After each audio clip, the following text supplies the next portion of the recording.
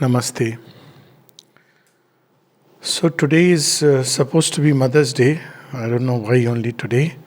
It should be every day, every moment. But there is a request to have a reflection on Mother's Day. Now there is a very interesting little sloka in as children we read it. I'm sure everybody has heard it. Acharya Devo Bhava, Pitra Devo Bhava, Matra Devo Bhava. So, one way to look at it is that, O Acharya, thou art God.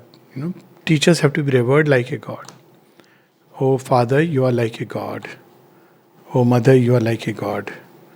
But just as I said in Asudoma Sadgamya, Tamasoma Jyotirgamya, Mrityurmamritam Gamya, you can look at it the other way, that the light hidden in the darkness, the immortality cowled in the cape of death. So, same way, the sloka can be read this way. O Acharya, be as a God. Acharya Deva Bhava. I am not going into the Sanskrit semantics, but it's good to look at it like this for a change, that O Father, be as a God. O Mother, be as a God. Meaning thereby that fatherhood, motherhood, teacherhood, in fact all relations owe their origin to the divine. So divine is the Father, Tameva Mata Chapita Tameva. He is the Father. Why? Because it is His real idea that has streamed into this universe. And He is the eternal guardian, and we are His Vanshaj. We are supposed to become like Him. Deep within we are like Him. And He is also the Mother, the eternal womb of all things. And He is also the nurturer, the nourisher, the teacher. And if we really take a cue from the way the divine is with His creation, especially those who have come in contact with the divine, it can be very revealing, and it can teach us how to be. There are books written on parentage, on parenting. But if you really understand the way our soul can relate with the divine and the way the divine responds, it contains within itself the key to that. How does the divine as Father relate with us? You see, when we look at Sri Aurobindo, divine doesn't act like a strict disciplinarian authority, crushing you and demanding from you. Doesn't. He is the coolest guy ever upon this earth and beyond. And we see this reflection in Sri Aurobindo, how he would allow the disciples to go as far as they can. And when somebody would ask, Sir, why do you allow your disciples to go so far? So he says that to see how far they can go. So it allows, the divine as Father doesn't crush our growth. That's the Titan's way. He allows us to blossom, to explore, to go through. But He is all the time there as the ever watchful eye into the sky, deep within, whom you have the fullest confidence that you can contact Him. And when you contact, He will respond. That's how the fatherhood of... And ultimately, He molds you to express that real idea which is within us as Swabhava and Swadharma. On the other hand, the divine as Mother, the Divine Mother. So we see that again in Sri Aurobindo and the Mother's life. It's very interesting that the divine as Mother, it is her task to shape and mold. How does she do it? She does it by personal example. She does it by the pressure of consciousness rather than by do's and don'ts. So people describe how in front of Mother and Sri Aurobindo and their relation, it's something so beautiful. We see it in mythologies and other stories, but for us, this is the closest to us. So there is a beautiful story, very sweet little story of Sri Aurobindo sitting with the disciples, and all of them are like, usual mood. Somebody is reading a newspaper, somebody is asking something casually. And then the mother is coming. She is not yet entered. And Sri Aurobindo suddenly sits straight. And he says, Mother is coming. So everybody is now. And they would say that in front of Sri Aurobindo, they felt that they could be lost in that infinity. And when it was Mother, they felt the tremendous pressure of transformation. She was not saying anything. She is embodiment of love. And her love was extending to the smallest details of life. There is this example of Kakeda who, promised Johar, who fell down and his father is behind. And he gets up and doesn't look at his father. He runs to the mother. And the mother caresses and, gives him a nice chocolate in nice little wrappers, puts an ointment. By the time the father comes, he sees his son being so pampered, indulged in. And similar many stories. One of them was where Light, they used to go to work in the mother's room. And she had a child who would not, very young. So this child was telling me, she had adopted a child. She was not married. In fact, mother told about her that nobody is there in the world who can marry you. So she had not married. But she had an adopted child.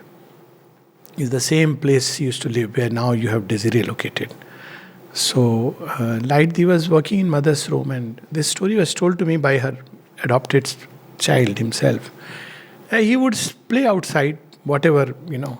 So the mother came to know, and I think the second day, third day, she asked, "There is somebody out there, you have brought your son?" Yes. So she was feeling that how she can bring it inside. We have this idea, mother's room, and how. She said, "Why don't you bring him inside?" So she was overjoyed, and also, how can I do it? No, you bring him inside. So he would come in and he would play. And then the mother would give him, after that play, a little bag full of chocolates, and she would tell him, don't eat it alone, share it with others. Second, keep the bag carefully and bring it again to me so that I can fill it again with chocolates. And the third was that, keep the wrappers properly. So she taught him in such a small way about all this tender care. And it's amazing, many of her stories, how the children would just come to her and cling to her. One such story again, that lady is still here. She was telling me when her son was 4-year-old. And she went to see the mother, and see, we have created this kind of feeling that mother means, but look at her love. So the child is a child. He's running around. He doesn't know that, how you are supposed to behave. So this lady is, hey, come here. Hey, trying to hold. So mother told her, you come here. So she went. She went there. She says, you forget him. He's my child also. And put her head in her lap. She forgot completely now what's happening with the child. And this was her way of pouring her love on countless, even animals. And as we know, she used to say, I'm the mother. The smallest details she would look after. There is this story which, of course, I won't name, but he's well known. So he's the person, he recounted me that how when he was 7-year-old, the mother had given him a cycle. And then on his birthday, when he grew 12-year-old, suddenly his name is called out after the playground. And mother tells him that, that cycle must have grown smaller for you. So there's a new cycle for you. It fits your size. See, when we read from the mother, all the 4 aspects of the mother, a mother should embody it. She must know wisdom, when to postpone, when to seemingly reject. Motherhood doesn't mean I'll accept all that my child demands. Maheshwari doesn't do that. But even when she rejects, her rejections are not rejections, they are postponement. You must get ready. She, to each one, depending upon the inner state, she responds differently. So this Maheshwari aspect of the Divine Mother. And of course the Mahakali, sometimes she can be Mahakali. She can scold. Even this, I referred this story of how Amrita, she would, how she would shape perfection. So Amrita is there, and one day mother calls. He is the one person to whom mother said, the one and only, the first and last manager of the ashram. When he left his body, somebody asked the mother, who will be the manager? He said, no, first and last manager. So he would go to the mother and she would scold, and Amrita is very much smiling. See the bond of trust that she has developed with him. And then he says, somebody asked him, do you know that mother was scolding you? Yes, of course. You were smiling. Yes, of course. Why? Because he has such trust in me that, I will always understand. Look at how she has that perfect trust in me. That's why. Have you ever heard her scolding anybody? No, no, no, that is true. Hardly ever. So, see, she loves me so much that she knows that even if I scold, he will always understand. So, this is that aspect where she suddenly sees what is to be corrected in a disciple and corrects it.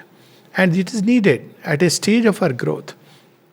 And then she is, of course, Mahalakshmi, all gracious, develops in child all the inner qualities. You see, parents teach so many things. They are all worried about homework. I just don't know. What is this kind of obsession with marks? Children don't know how to live life. They don't know how to love. It's a tragedy that the one thing they must need to know is how to love. Recently, I had one child, 18-year-old, being brought by mother, his physical mother, and she says, "You must counsel him." So, why I should counsel him? He loves a girl. So I said, "That's pretty normal. If he didn't, I would be worried." 18-year-old, it's very natural to love. No, he messages and all this. I said, "That's also natural." He can't be sending messages through pigeon and, kabutar, jaha. Times are different. So, I said, "Hey, this is not the time for all this." So I said, "When is the time for all this?" So after he completes his study, gets up a job, which means another 7-8 years at least. I said, "Do you think at that point of time, probably he'll get married without knowing what love means? And do you understand what disaster this is going to create?" So children should know what is love. So you should train him what love means. He loves a girl, teach him that, to love a girl means what? How you should respect the girl. It means how you should care for her.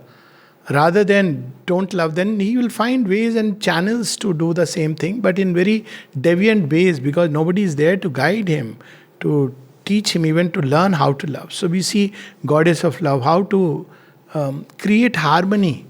See, when children, that's what during this phase they missed upon, so much upon the collective group life.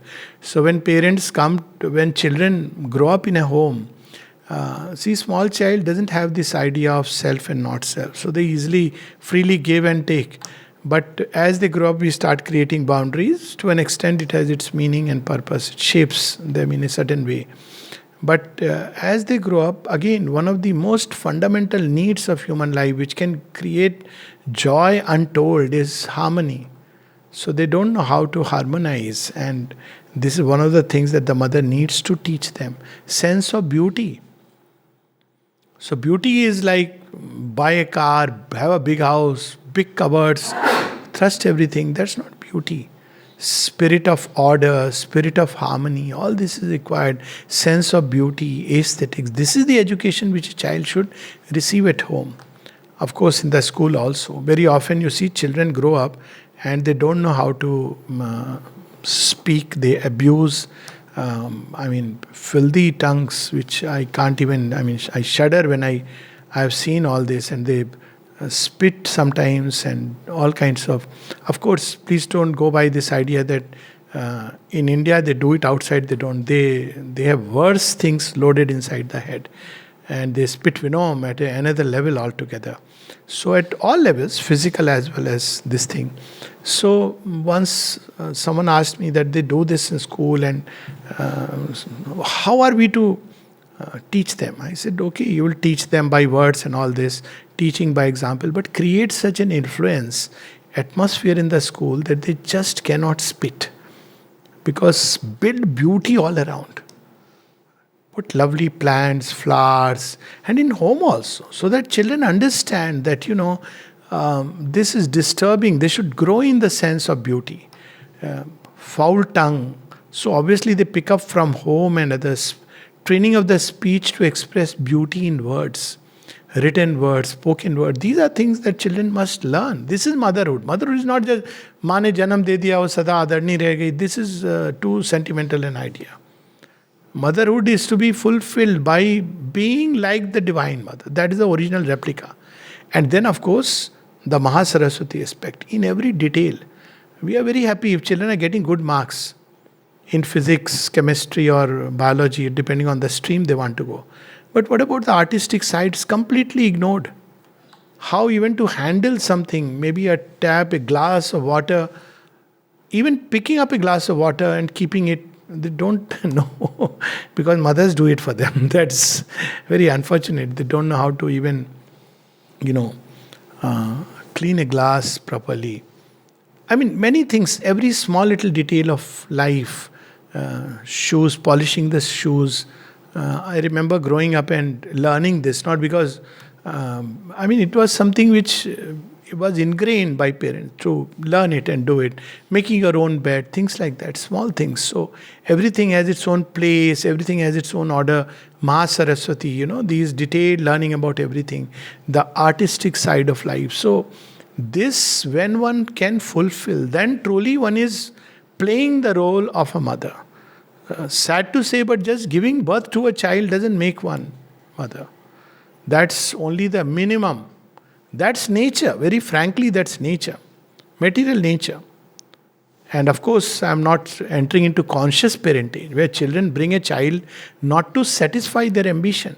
One of the worst things that you ever hear is why you are having a child. He will grow up and look after us.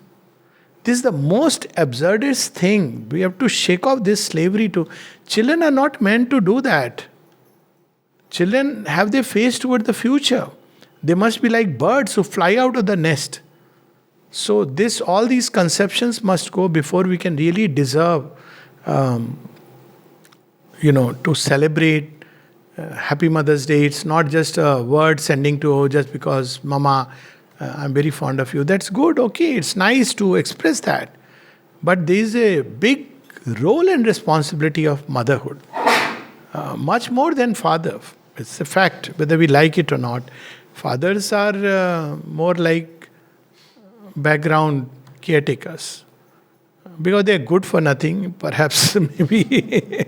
The fact is, let's accept that this great role is given to women because they are capable. The greater part is given to them.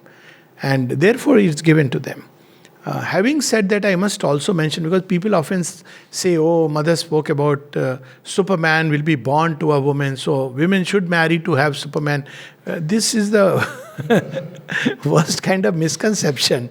She also told at the same time that to a woman, she has a choice. Either to lend a body to the animal act and thereby create, procreation, or to conserve that energy and turn it to new creation. So if you see the greatness of woman, she's a creator, organizer. She's a woman first. And she can be a mother without physically adopting a child, physically taking a child, even adopting a child. That famous story of Sri Ramakrishna Paramahans, the day he got married, and then he goes to Ma Sharda and says, you can be the mother of one child, you can be the mother of few children, or you can be the world mother. What do you want? And she says, I want to be the world mother. And he bowed down at her feet and said, Ma, this is the height of, she has the capacity to become the world mother. So how does she become world mother? When all creatures she can accept and adopt as her own, children. And this is what we see in ancient ideal of rishis and rishi patnis. It was not just about their own children. All who came there, they accepted. And therefore, it was an ideal of spiritual motherhood.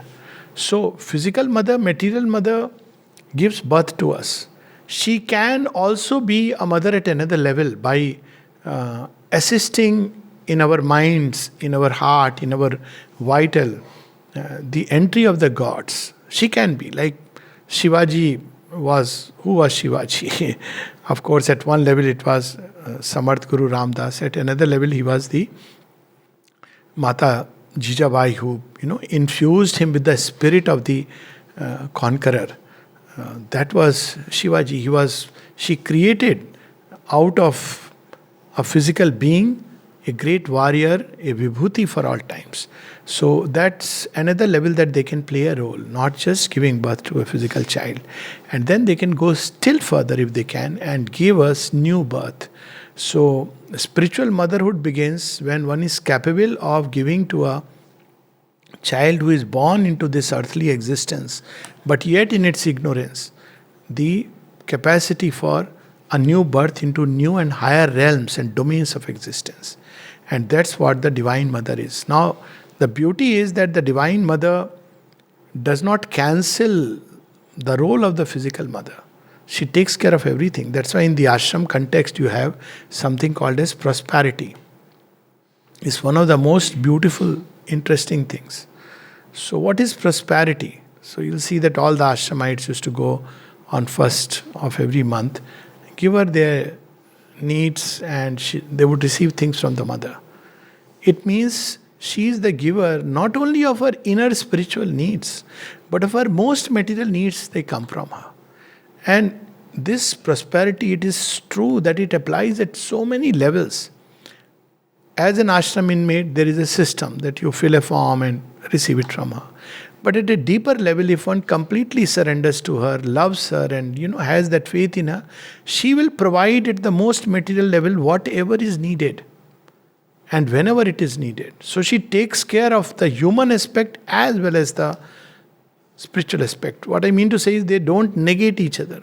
It's not like I have a human mother and I have a spiritual mother.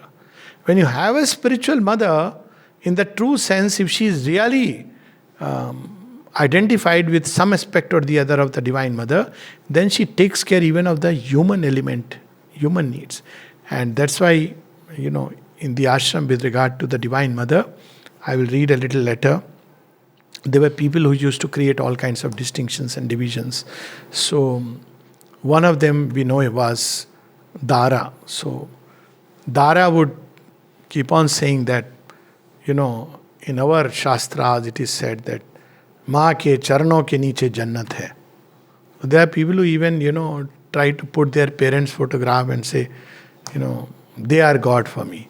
I said, they may be God for you, but don't put so much strain on them to be like it's not a easy role to play, and one must understand the difference. So anyways, so Dara raised a question that, according to us, physical mother is the ultimate. But you speak about the mother. So what is this? Because it's not given in our scripture. So there is a letter of Sri Aurobindo where he reveals this secret. The letter you wrote to me shows a surprising inability to understand the plainest distinctions and the simplest truths. The one who was an instrument for giving birth to the physical body of X. Now this X is his own brother. So he is the elder brother. So he believes that on behalf of their physical mother, he can tell X what you should do, what you should not do. This is another idea. Ma to ma, but bhai is bhai. So bhai is the right over your life. So child doesn't know ki whom all I should. So Sri Aurobindo says that the one who was an instrument for giving birth to the physical body of X, mark the perfection of the word, was no doubt in her lifetime his material mother. See, this lifetime is very interesting, and I can really share this. I have shared this experience when my physical mother departed. So as soon as we got to know, and I was present there, and I was telling her, concentrate here on ma, and then she withdrew. So the moment she was declared dead, I called up my sister, same place, and I said, you come over, I am going. So where are you going? I said, I'm going to the Bhavan, and I'll tell you later. So I went to the Bhavan. Sri Aurobindo Bhavan was very nearby. So I went, and the relics were there, and just like this, I was offering her being to the Divine Mother. And I hear a sentence here in mother's voice, now I am your physical mother also. And I understood that physical mother is nothing but, even she is nothing but an instrument through which the Divine Mother pours. And so beautifully she takes care is unimaginable. So it says, till she was in her lifetime, in the body, she was the material mother. But even if you see logically, all the intelligence, the feelings, everything that comes within the physical mother comes from universal nature, universal mother. And all that comes from the Divine Mother who is behind it all. So he says, but the relation which exists between the mother here and X And between the mother and all who accept her is a psychic and spiritual motherhood. It is a far greater relation than that of the physical mother to her child. Far greater, but he will now make it more comprehensive. Greater means it is there, but this is much greater. It gives all that human motherhood can give, but in a much higher way. And it contains in itself infinitely more. Because she is truly our Janam Janam ki Mata. From the origin till. So we must never forget that. And the beauty is she has the correct wisdom to give what needs to be given, to withhold what needs to be withheld.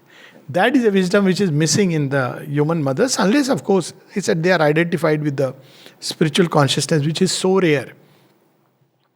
And just imagine, if we feel so much for a physical mother, people feel. Just imagine how much more we should feel for the Divine Mother who, from life to life, forms a body, mind, heart, soul, and that journey goes on through so many lives. She is the permanent, eternal mother, and how can we not be grateful to her? So it's a far greater relation. It can, therefore, because it is greater and more complete, take altogether the room of the physical relation and replace it both in the inward and the outward life. But we have to form that bond. See, sambandh, relation is always like that. Love is always self-existent. So we have so many stories, and Amrita on his birthday asking the mother for 2 banyans. This is the idea that she gives anyways everything, but yet, so this relation one has to form for everything. And Sri Aurobindo says that the Divine Mother likes it to be so, because she wants to pour her out. See, one of the first things that we all experience when we love someone is to give. And it's too stifling if you cannot give for whatever reason. Your giving is blocked. It is very painful to those who love really. This urge to give is like, say for instance, you have a child and for some reason you cannot meet and cannot. It's so painful that you want to give but you cannot give. So this urge to give is the first spontaneous impulse in love. And therefore, there is nothing wrong. People ask that, can we ask the Divine Mother for material things? Who else will we ask? Of course, but we should remember, if she gives, wonderful. If she doesn't give, wonderful. But who else will ask? Everything. Physical things, health, people ask for absurd things, but let me not, talk about that, and she grants that also. And of course, somebody actually asked, Mother, can I have a friend? She has organized everything. You can't imagine that she understands us so completely. Because in front of mother, you can be completely, you see a child before the mother, she takes off the clothes, gives a bath, gives a new set of clothes. There is nothing to feel ashamed of.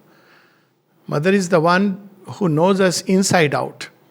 So it contains much more, but in a higher way. There is nothing here that can confuse anyone who has common sense and a straightforward intelligence. The physical fact cannot in the least stand in the way of the greater psychic and spiritual truth or prevent it from being true. So the greater truth is the spiritual birth, which only the Divine Mother gives us. And when she gives a greater birth, she takes this also simultaneously, because the moment we are born in the higher realms, then it is understood that there are parts in our nature, there is the very body, and that also needs nourishment. Say for instance, somebody takes to a spiritual life seriously and sincerely in the deepest sense of the word, and feels so much drawn that he wants to, he cannot engage with work the way he was engaging previously, through which he was earning money, livelihood so called. So what happens to such a person? The mother understands this. She takes care of it in the least detail. But we have to make that leap of faith. That's what it is meant for. So,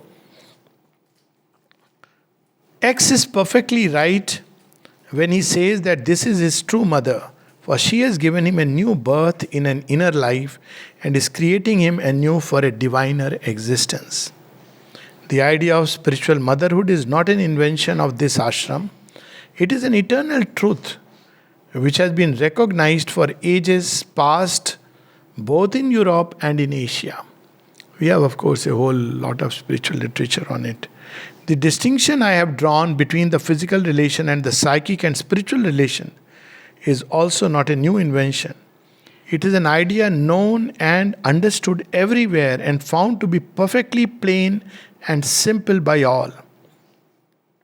It is the present confused state of your own mind which prevents you from understanding what men have found natural and intelligible everywhere. So,